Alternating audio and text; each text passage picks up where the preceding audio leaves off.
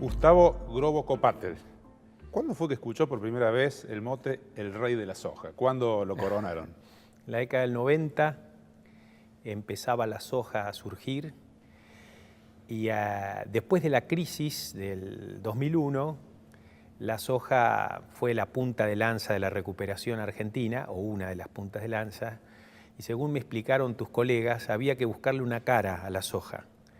Y me encontraron a mí de casualidad y decidieron ponerme rey de la soja. Así bueno, que, tanta casualidad no sé si habrá sido, ¿no? Algo pasaba con sí, tu inserción en lo que pasa es que yo soy parte de un colectivo muy grande, ¿no es cierto? Que es más de 100.000 productores y otros que trabajan en la cadena de valor, y no soy menos del 1% del total de ese colectivo. O sea que fue una casualidad. Pero algo tuvo que ver el rol de la aparición de la siembra directa, los transgénicos y demás, ¿no? ¿Cómo Sí, lo manejaste? ese colectivo desarrolló numerosas innovaciones tecnológicas, como la siembra directa, que fue liderada por otra gente, no por mí. Yo fui parte de ese grupo, pero de ninguna manera lo lideré. Y otras innovaciones tecnológicas y algunas importantes innovaciones organizacionales, en la forma de cómo organizar la cadena de valor, la aparición del concepto de redes, la aparición de otros conceptos como calidad, etcétera, etcétera, que hacen que el agro argentino, yo siempre digo, se hablan ahora de los unicornios, ¿no? Como que hay otro unicornio que no se menciona, que es el ecosistema agroindustrial argentino, ¿no? Que es sumamente competitivo y grande, digamos, cuando uno consolida las participaciones de todos. Ha tenido otro correlato esto, ¿no? Digamos, la manera en que la soja ayudó a la recuperación económica, también lo que se le achaca a la soja, ¿no? Particularmente en los últimos años, problemas ambientales y demás, por la cantidad de campo que ocupó la soja. ¿Cómo se lo vive desde el lado del productor sojero y a esa escala a esto, ¿no? En general, los productores estamos convencidos que lo que hacemos está bien. Es decir, que hacer agricultura con siembra directa es un cambio radical en la historia de la agricultura. Por primera vez podemos decir que los suelos se mejoran con el uso. Antes gestionábamos el deterioro, ahora gestionamos la mejora de los suelos. Eso es un cambio radical. Entonces, eso nos pone muy bien. Esto no quiere decir que no haya un montón de desafíos. Evidentemente todo el tema de la deforestación, el tema de la agricultura, digamos, con calidad, con buenas prácticas, el tema de que hay que revisar permanentemente el impacto de determinados productos.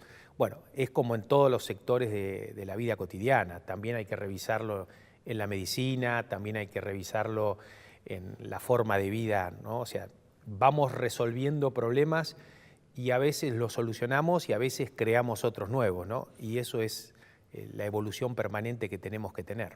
¿Y usted cree que algunos de estos problemas ambientales, como por ejemplo lo que se achaca al desmonte, ¿no? Como causante de algunos de estos problemas, son reversibles, tienen que ver con la soja en sí? Bueno, algunos problemas tienen que ver con el desmonte, otros no, ¿no? O sea, por ahí tendemos a simplificar. Evidentemente el desmonte irracional, el desmonte que no, digamos, respeta el ordenamiento territorial, tiene impactos.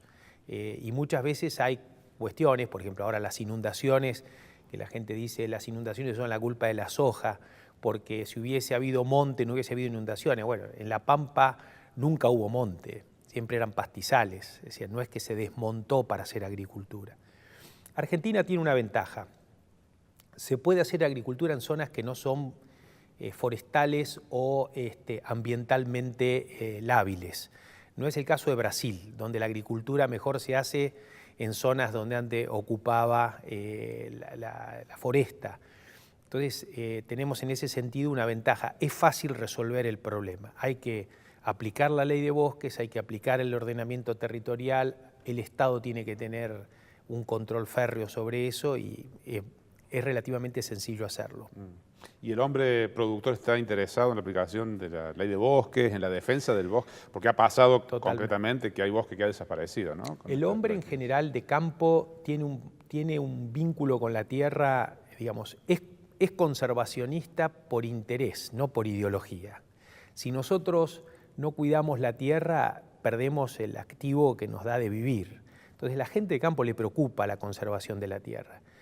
Ahora, hay otra dinámica en el tema de los bosques, porque hay gente que desmonta por un interés económico, es decir, pasar un valor monte a pasar un valor productivo, y ahí el Estado tiene que estar restringiendo o poniendo los límites. Eso no ha sido, digamos, del todo eficaz, pero yo creo que el oportunismo es una particularidad de los seres humanos que no es privativa del productor agropecuario. Es decir, el oportunismo es algo que tenemos todos y el Estado está justamente para poner los límites a ese oportunismo. Esa frase, el Estado no ha sido eficaz, es como la clave de buena parte del problema, ¿no? Y de muchos problemas. Yo no quiero también poner todas las tintas, porque el Estado somos todos.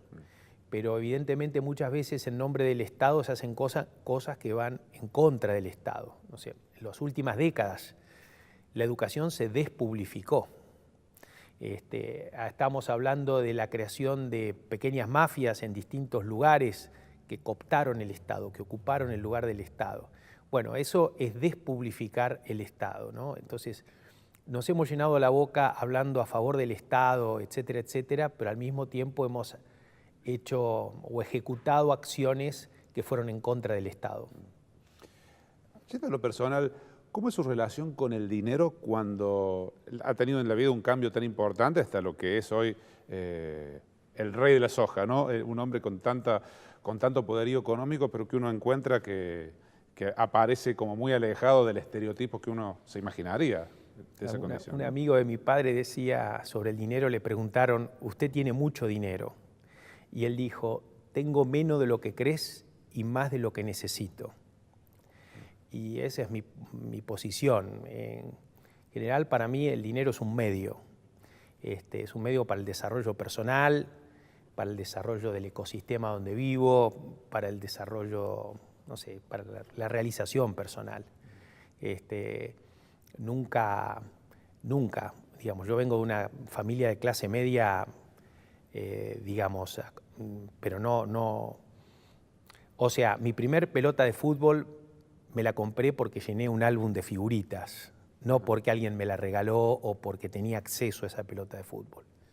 Y viví bastante de cerca la evolución de mi familia, ¿no? Mi padre y sus hermanos tenían una manzana para compartir y la dividían en 3 porque no les alcanzaba para comprar más de una manzana. Entonces tengo esta cosa que hace que sea en relación a lo que puedo llegar a tener bastante austero. Es algo que está en mis entrañas, en mi forma de ser. ¿Y esa pelota fue con el álbum de figuritas porque papá no la compraba o porque valía la pena conseguirla así? Las dos cosas. No me lo hubiesen comprado, pero además valía la pena ganarla, sí. ¿Y por qué no le hubieran comprado una pelota de fútbol? Bueno, en ese momento no era común tener el acceso a una pelota de fútbol. Eran pocos los que tenían. Y también yo creo que había una cuestión en mi familia de cuidar el dinero, más que de cuidar el dinero, de valorar en la forma correcta lo que era el sacrificio, el esfuerzo, ¿no? Es decir, si tuviera que decir algo que caracterice a mi padre, a mi familia, es el valor del trabajo, ¿no? O sea, trabajar, trabajar y trabajar, ¿no?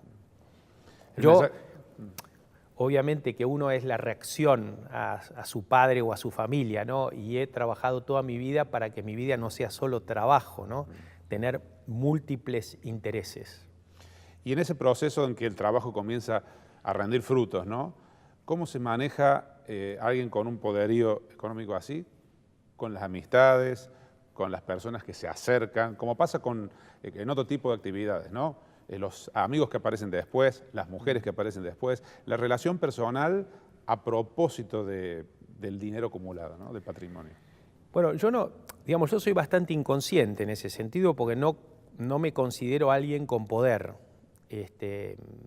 Entonces, tengo las amistades que tenía siempre, las conservo, voy creando nuevas amistades y soy bastante inconsciente. No es que desconozco de que haya gente que se acerca por algún tipo de interés en estar cerca o porque piensan que yo tengo poder, pero yo de ninguna manera lo creo. Yo creo que el poder de uno está en lo que puede generar en los demás. No sé si lo puedo describir bien, no en lo que es uno. ¿Y qué siente que genera? Bueno, poder en los demás. Ajá. Sensación de que tiene poder. Sí, autonomía, libertad, empleabilidad, libertad. ¿Sí? ¿Cómo es habitualmente un día con tantos frentes de actividad abierto de Gustavo? Son muy distintos todos, pero en general yo tengo hoy una actividad en mi empresa que tiene que ver más con lo estratégico, con lo institucional.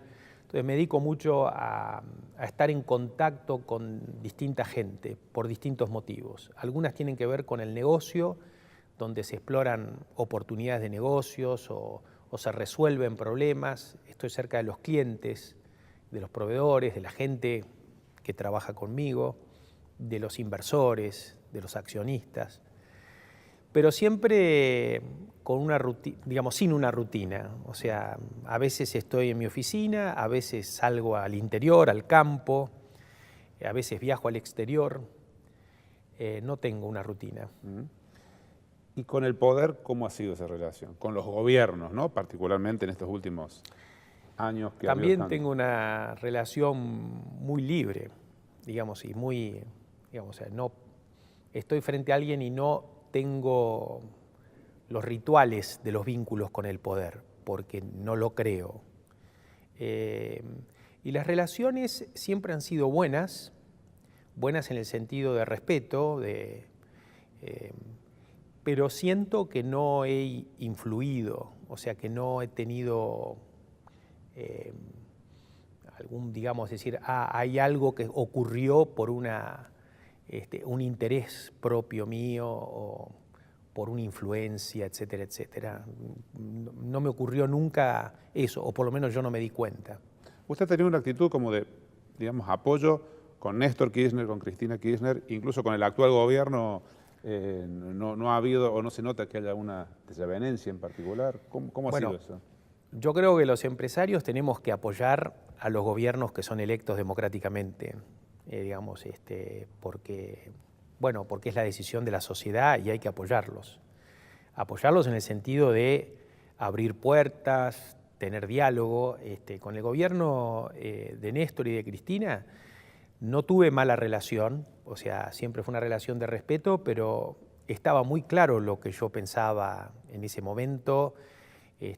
Yo me opuse a determinadas medidas desde el 2003, no es que me opuse en el 2008, digamos, y eso fueron públicas, artículos en los diarios en contra de la política económica, tratando de mostrar de que había una oportunidad en el mundo que había que aprovechar y que la estábamos rifando, la estábamos quemando, ¿no? Sí, y obviamente después la situación a partir del conflicto con el campo se puso más ríspida y más compleja, y a pesar de que, bueno, yo siempre hice un esfuerzo por tener canales de diálogo abierto, realmente la situación fue muy complicada para todos. ¿Cómo vivió el conflicto por la 125? ¿Dónde lo tomó ubicado? Me tomó ubicado, estaba en Machu Picchu, digamos. Cuando estalló la guerra. Estaba cerca del cielo.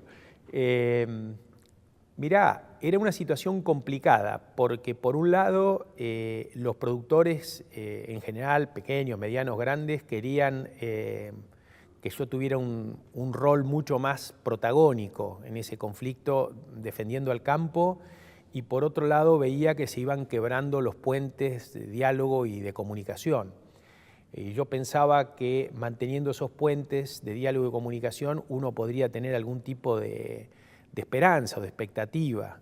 La realidad mostró que los productores tenían razón, es decir, que era un gobierno que se había cerrado en una posición y que la verdad que no funcionó o no dio resultado estar dispuestos a conversar. Ahora, esa es mi naturaleza, lo volvería a hacer. Es decir, yo creo en que hay que conversar y hay que aprender de la conversación. No tiene que ser una conversación para mostrarle al otro que uno tiene razón, sino que tiene que ser una conversación de ida y vuelta para aprender del otro.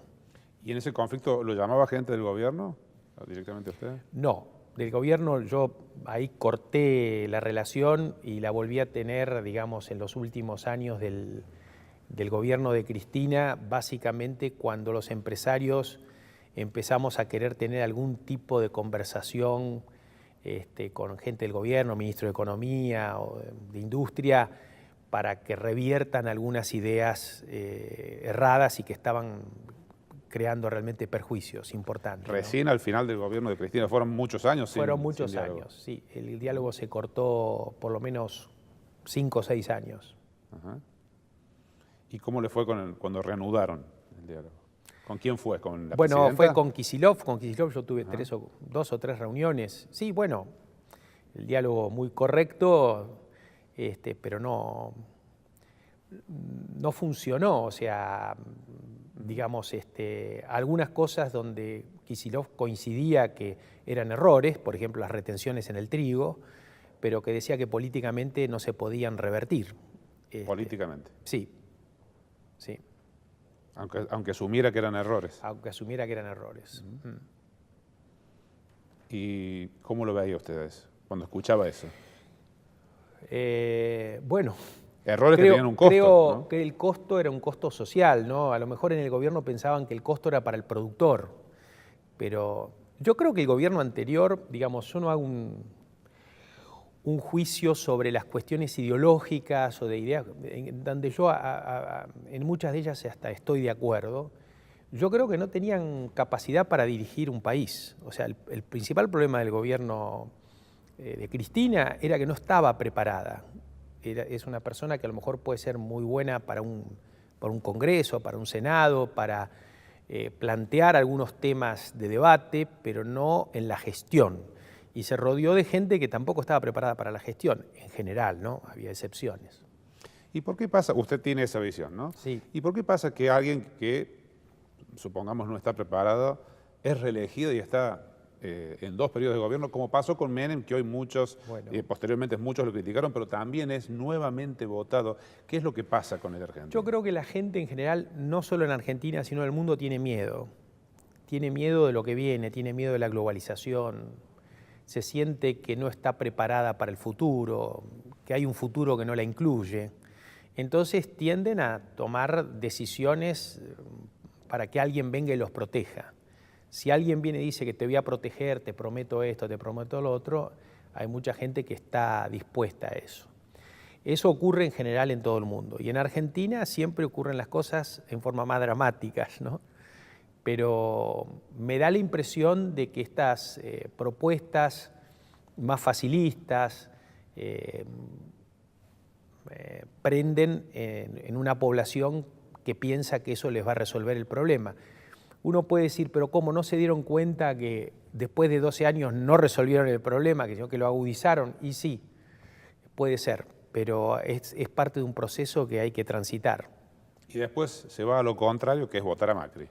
Por supuesto, siempre, digamos, la sociedad va cambiando de humor y va cambiando, no sé, de Alfonsín a Menem, donde se privatizó todo, fue el proceso privatizador más dramático de la historia del capitalismo. Pasamos a un proceso de estatización, donde el Estado pasó de ser el 25% de la economía al 40, 45% de la economía.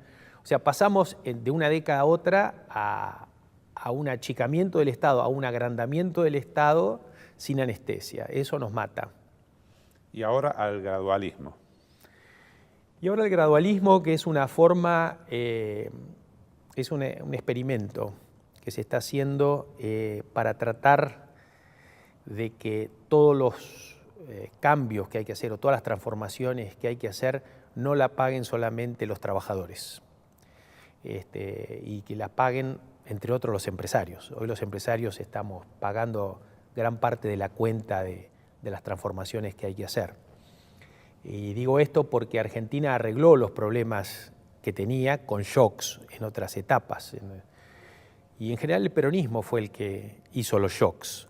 Esos shocks crearon más pobreza drásticamente y después obviamente hubo un repunte, ¿no? Y ahí está las dos posiciones que hay. Tenemos que hacer el shock para que haya una reactivación más rápida, dejando mucha gente afuera, o tenemos que ir por el gradualismo donde las variables se vayan acomodando poco a poco. Y bueno, yo particularmente creo que vale la pena explorar con el gradualismo. Ahora, un gradualismo urgente, activo, dinámico, no un gradualismo paralizante, digamos, ¿no? ¿Y ese es el que hay ahora? Yo creo, no es paralizante, pero creo que hay que ir más rápido. Tiene que ser un gradualismo dinámico. Hay que ir más rápido con reformas y demás. Obviamente que esto no depende exclusivamente del gobierno, ¿no? Pero yo creo que tienen que haber coaliciones amplias para acordar de que tenemos que ir por el gradualismo, pero urgente, ¿no? Por ejemplo, los temas que están hoy sobre la mesa, ¿no? De reforma política, de reforma fiscal, el tema educativo. El tema educativo es clave. Nos vamos a encontrar dentro de 10 años que no vamos a estar preparados para las tareas cotidianas, ¿no?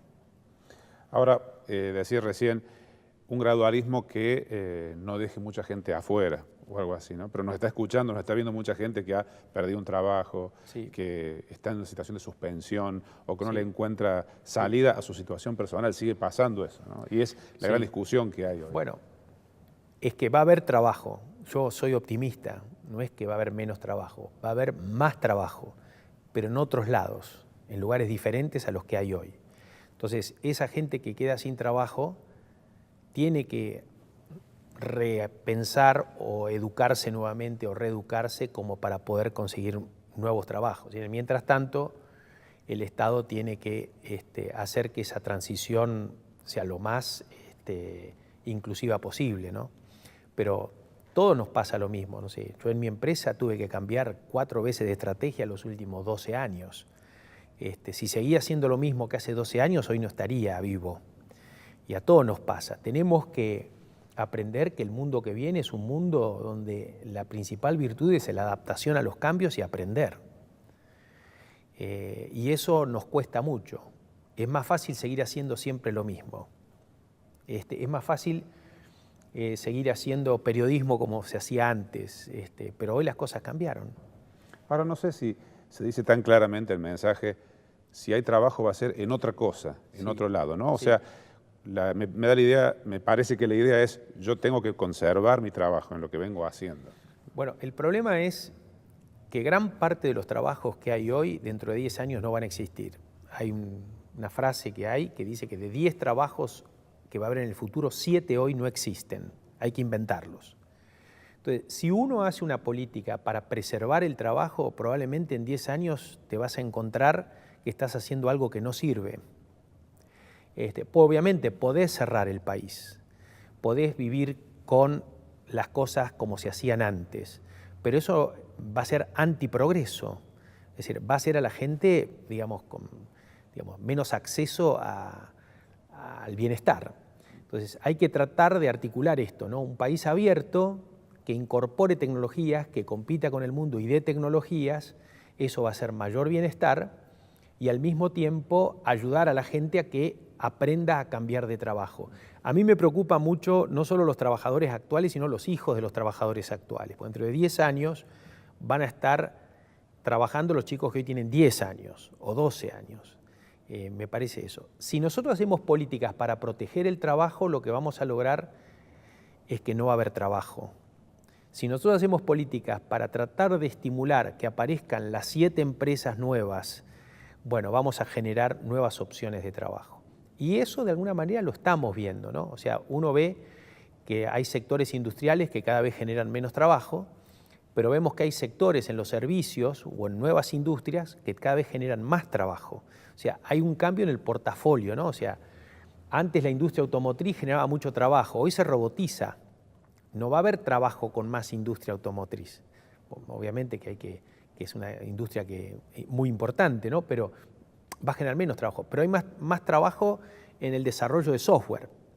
Entonces, antes había 60.000 trabajadores haciendo autos y ahora hay 100.000 haciendo software. Y eso va creciendo mucho más rápidamente que otras industrias. Entonces, Argentina tiene estos 4 unicornios, ¿no? Que es una especie de premios Nobel de las empresas, que no hay en Latinoamérica esta densidad de unicornios. Bueno, tenemos que hacer 40 unicornios, que esos son los que van a generar el trabajo, y preparar a los hijos de los obreros, que hoy tienen 10 años, 12 años, para que trabajen o creen sus propios unicornios. ¿Cómo fue en su actividad agropecuaria y empresaria que un día lo llama el presidente de Colombia para que le dé una mano con el proceso de paz allá? Bueno, en realidad yo había hecho un trabajo previo en Colombia, que es una consultoría que hice al gobierno sobre el desarrollo agrícola en un área que se llama la Altillanura. Entonces teníamos en ese trabajo, el presidente estuvo muy involucrado, o sea, conocía el trabajo, me conocía a mí, con lo cual había una confianza previa, ¿no? Y quiero decir, para poner esto también en su punto justo, el proceso de paz llevó 4 años y yo estuve 4 horas, así que no fue muy importante mi participación, pero sí fue una experiencia muy gratificante, muy importante, y espero que pueda servir realmente para construir una paz profunda y duradera en Colombia. Porque ahí se encontraban con que tenían que pasar de una realidad durante décadas a otra muy distinta. Bueno, es un grupo de gente que está seteado como para matar o para la lucha armada y que tiene que resetearse a trabajo, ¿no? Es desaprender y aprender. Y aprender con un trabajo, pero no para volver a la agricultura del siglo XIX, es para hacer una agricultura del siglo XXI, porque si no la lucha no sirvió para nada. Si la lucha significa que en el siglo XXI tienen que volver a vivir como vivían antes de la lucha, yo creo que es un error estratégico de la sociedad en general, de que ya que hubo tanto dolor, volver a pensar que las cosas tienen que estar como estaban antes. Yo creo que justamente a raíz de lo que venimos hablando, tenemos que diseñar una agricultura para el siglo XXI con las ventajas y los desafíos del siglo XXI. Volviendo a nuestro país, recién hablábamos de la relación con las autoridades del gobierno anterior, con el poder en general, y hubo un episodio particular que es cuando la AFIP que conducía Echegaray menciona a su empresa como en el listado de aquellas empresas que habían fugado divisas a Suiza, aparentemente, sí, es lo que decía el gobierno, a través del HFC y demás. Sí. ¿En qué quedó esa situación y cómo vivió ese momento? Era falso. O sea, nuestra empresa no tuvo ningún tipo de reclamo de la AFIP, y yo personalmente no tuve ningún tipo de reclamo de la AFIP. Nos incluyeron en una... O sea, había gente que estaba incluida, que tenía, otro que no, qué sé yo, pero en el caso nuestro era absolutamente falso, nosotros no teníamos cuentas. Era un uso político, yo creo que para desviar la atención sobre otros temas políticos, ¿no? Nada, esa es la verdad. Mientras tanto, fue un momento Mientras complicado. tanto es un momento, sí, desagradable, digamos, desagradable, y que realmente uno a veces se siente tentado a iniciar acciones judiciales y demás, que hubiese sido mi caso, y conversando con amigos, asesores y demás, bueno, lo dejé pasar. Toda esta actividad empresaria, productiva y demás, tiene otro correlato en la vida personal, que es el gusto por la música y por toda una serie de cosas que por allí no son tan ampliamente conocidas, ¿no? ¿Cómo es el Gustavo músico? ¿De dónde sale esa pasión por la lírica, por el folclore? Mira, yo creo que no hay una persona que es empresario y otra que es músico. Yo creo que todos somos una persona, ¿no? O sea, un músico que se dedica a la empresa. Un músico que me dedica a la empresa o un empresario que se dedica a la música. Yo creo que esta cosa de disociar el pensamiento más artístico con un pensamiento más o científico o social es un error. Y ahora encuentro a muchos empresarios que me dicen, a mí me hubiese encantado dedicarme a la música y te veo. Entonces, si el aporte mío, además del hecho artístico que obviamente me interesa, es que mucha gente empiece a pensar que puede dedicar parte de su vida al arte y a la música, estaría muy bien. Y te diría yo que eso es una de las cosas que me motiva. Por supuesto, vivo la música con mucha intensidad, con mucha responsabilidad, con mucha pasión, estudio, actúo permanentemente 1 o 2 veces por mes en distintos lugares. A veces pienso que soy buen empresario porque tengo ese pensamiento más del lado artístico, porque eso genera creatividad, curiosidad, capacidad de comunicación, y por este motivo pienso que la enseñanza artística tiene que ser obligatoria, no para ser músicos, sino para pensar desde otro punto de vista las cosas. ¿Y es desde chico el amor por la música y la formación secundaria, musical? Desde la secundaria, sí. ¿Escuela pública?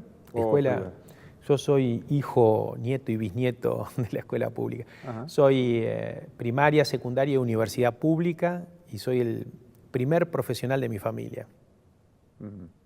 ¿Y ahí en la secundaria apareció alguna profesora o alguien que le hizo picar el bichito de la música? Beatriz Mastrangelo se llama, mi maestra de música de la secundaria, y después tuve esta suerte que da la vida de encontrarme con Lucía Maranca, que es mi maestra de hace más de 30 años, maestra de música, de vida y demás.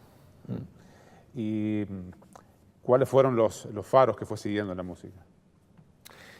Bueno, la música, primero obviamente al rock, pero después rápidamente empecé con el folclore y empecé enseguida con la música clásica, y te diría que tengo un gusto bastante amplio sobre la música, pero me gusta la música buena, y en general cuando escucho a alguien que es muy bueno, después me cuesta volver atrás para escuchar a alguien que no es tan bueno, entonces finalmente uno termina siendo como muy específico, ¿no? Y de alguna manera cerrado en los gustos, porque terminás, no sé, después de escuchar a Marta Argerich tocar el piano, te cuesta escuchar a otro tocar el piano.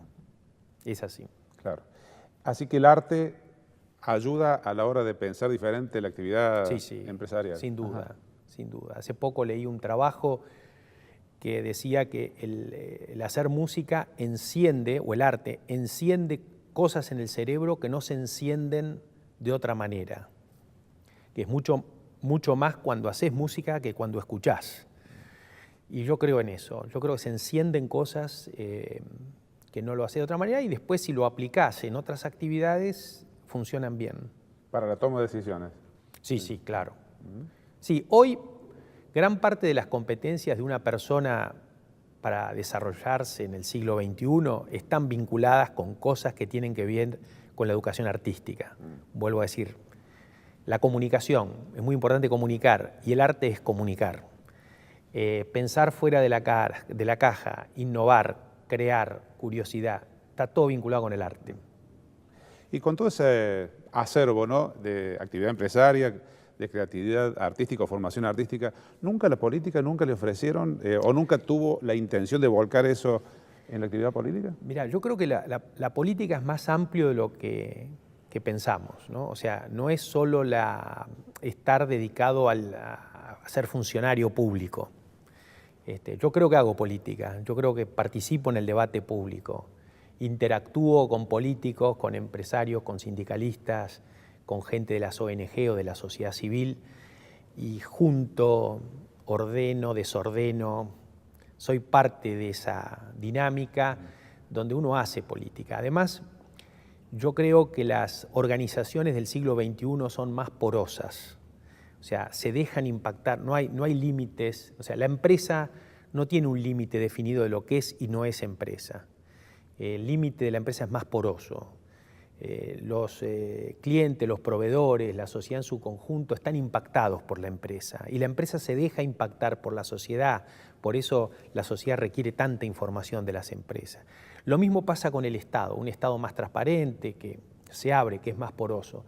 Entonces, dentro de ese, digamos, ecosistema poroso, Yo creo que la política no es algo privativo del funcionario público o del sector público. Yo creo que se puede hacer políticas públicas desde el sector privado. Y eso es lo que hago yo, es lo que sé hacer yo. No me veo como funcionario público porque la dinámica propia del Estado, con las reglas y con las formas, no van con mi dinámica. Sería muy infeliz. ¿No se lo ofrecieron nunca? Sí, siempre me han ofrecido distintas cosas, pero sí. No sé si un día me ofrecerían ser presidente, por ejemplo. Nunca se me ocurrió, pero ahora se me está ocurriendo. A lo mejor acepto.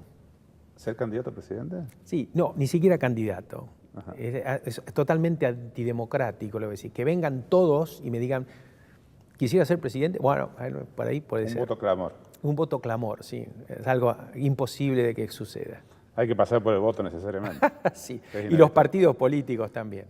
Con todo esto, Gustavo, cuando llega el último instante del día y hay que hacer un balance, ¿en quiénes piensa cada noche Gustavo Groboco-Patel?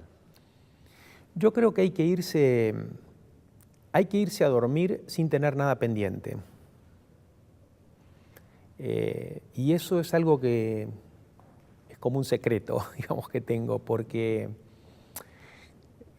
una vez me hicieron una pregunta si le tenía miedo a la muerte o a alguna cosa así. Yo pienso que si uno estás por morir y mi último pensamiento sería, hice todo lo que quise, de la forma que quise, no tengo nada pendiente, ni con nadie ni conmigo mismo. Y así me parece, me voy a dormir todos los días de esa manera.